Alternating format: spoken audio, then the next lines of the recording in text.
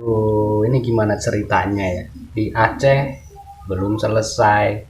Di Aceh masih ribut, masih konflik dengan adanya Rohingya yang terdampar di Aceh. Lah ini Aceh belum bisa diselesaikan hingga saat ini. Lah ini kemarin hari Sabtu kemarin tanggal 30. Nah ini kan sekarang hari Minggu tanggal 31. Ini kemarin siang. Malam, kemarin malam. Datangnya ke Langkat, Sumatera Utara, bukan ke Aceh. Nah itu jumlahnya sekitar 150-an lebih kayaknya. Nah ini gimana coba penjagaan, katanya kemarin diberitakan TNI AL sudah siap kawal penjagaan perbatasan Laut Indonesia untuk menggiring para pengungsi Rohingya agar keluar dari perairan Indonesia dan tidak jadi mendarat. Lah kok ini masih ada? Gimana cerita coba? Ini penjagaannya serius apa enggak? Kalau kemarin kan ada berita yang dikawal nih, dikawal kapal Rohingya ketemulah dengan kapal patroli Indonesia dan dikawal mereka keluar dari perbatasan perairan Indonesia. Lah kok ini ada yang lolos? Atau mungkin kemarin dikawalnya tuh masuk ke Indonesia apa ya, bukan dikawal keluar. Nah penasaran, ini kita lihat beritanya lebih dulu.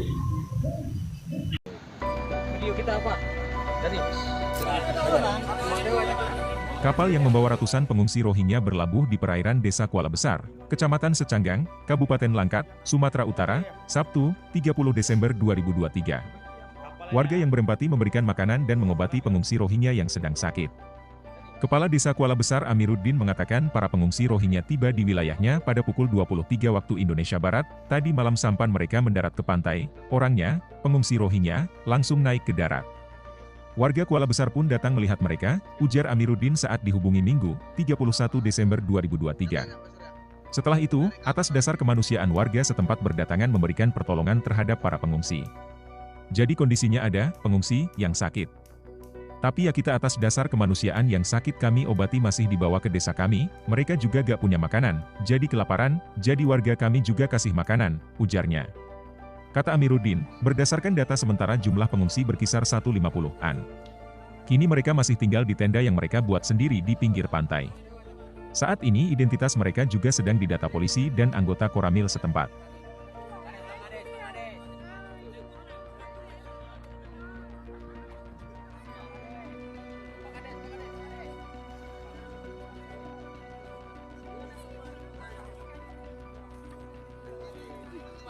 Begitu lemahnya penjagaan di perbatasan perairan Indonesia.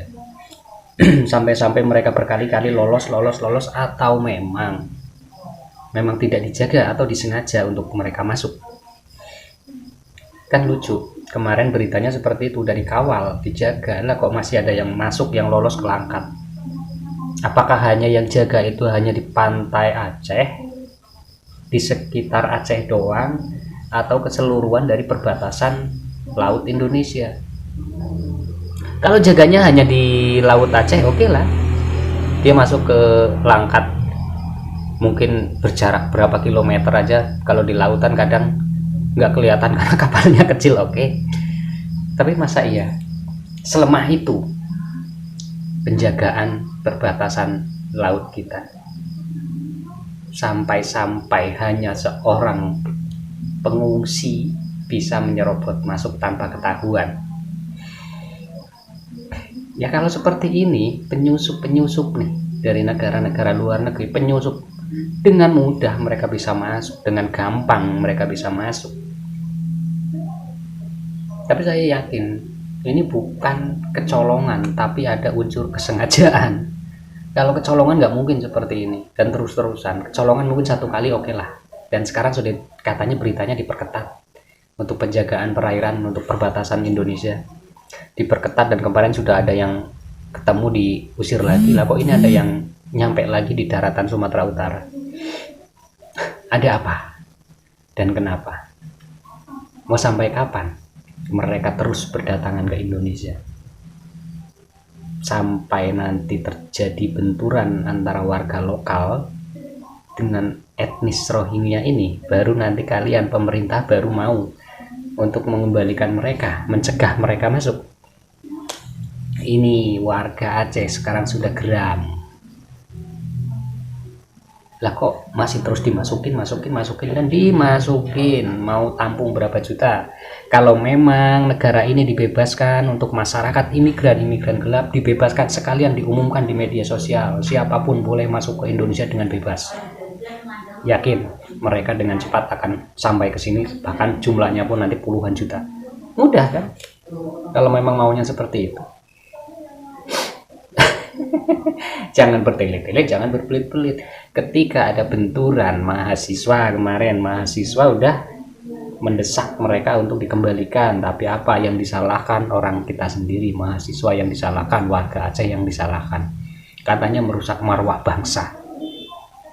Yang ngomong seperti itu nggak sadar dah bahwa Indonesia ini dipandang dari negara-negara luar tuh, Indonesia itu lemah. Bukan lagi Indonesia yang memegang gelar macan Asia, tapi jadi macan ompong. Iya enggak?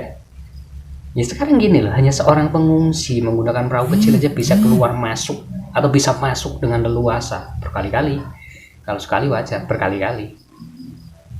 Apa orang luar negeri nggak ngincer ke negara kita nih untuk jadi penyelundup masuk ke Indonesia? Dengan mudahnya mereka masuk keluar. Kalau memang marwah Indonesia mau dijaga seperti pejabat kemarin yang bilang katanya mahasiswa merusak marwah bangsa, harusnya kita lebih tegas. Agar apa? Luar negeri takut dengan Indonesia. Jangan kita lemah, jangan kita lembek, memasukkan pengungsi gelap. Giliran masyarakat mau ngelawan dijatuhkan sendiri sama pejabatnya, katanya merusak marwah bangsa. Merusak yang seperti apa?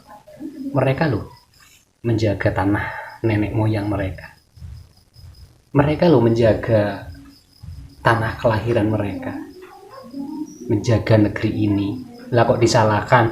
Apa yang menyalahkan yang bilang kemarin karena merusak marwah bangsa itu karena Anda nggak dipuji-puji dari luar negeri? Apa Anda pengen dipuji dari orang-orang Rohingya cari nama? Ya kalau memang Anda pengen dipuji, Anda yang menjaga nama bangsa, menjaga marwah bangsa, ya udah masukin aja semua pengungsi dari Bangladesh, umumkan dari Bangladesh dipersilakan masuk ke Indonesia. Selesai. Anda dapat pujian dari orang Rohingya dan masyarakat Indonesia akan mati nanti dibantai sama orang Rohingya. Masyarakat kita aja banyak yang kekurangan, banyak yang ngemis, enak-enakan memasukkan mereka para pengungsi. Oke lah, mereka yang menjamin UNHCR, tapi nanti ketika UNHCR ini minggat, siapa yang mau menanggung beban hidup mereka di penampungan kalau bukan pemerintah? Apa kita tega melihat, walaupun ya oke lah kita nggak suka sama mereka, tapi kalau kita melihat mereka mati kelaparan di penampungan, nggak ada makanan, apa kita tega? Kan nggak mungkin.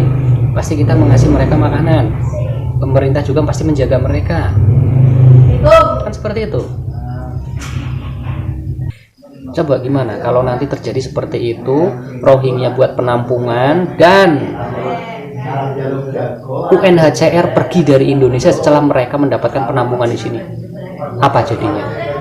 Berapa jatah yang akan kita beri kepada mereka dalam setiap harinya, sedangkan rakyat kita masih banyak yang kelaparan? Mungkin seperti itu dulu, dan nanti kita lanjut di konten selanjutnya. Dan selamat tahun baru 2024. Semoga di tahun-tahun selanjutnya kita bisa bisa menjadi yang lebih baik daripada tahun 2023.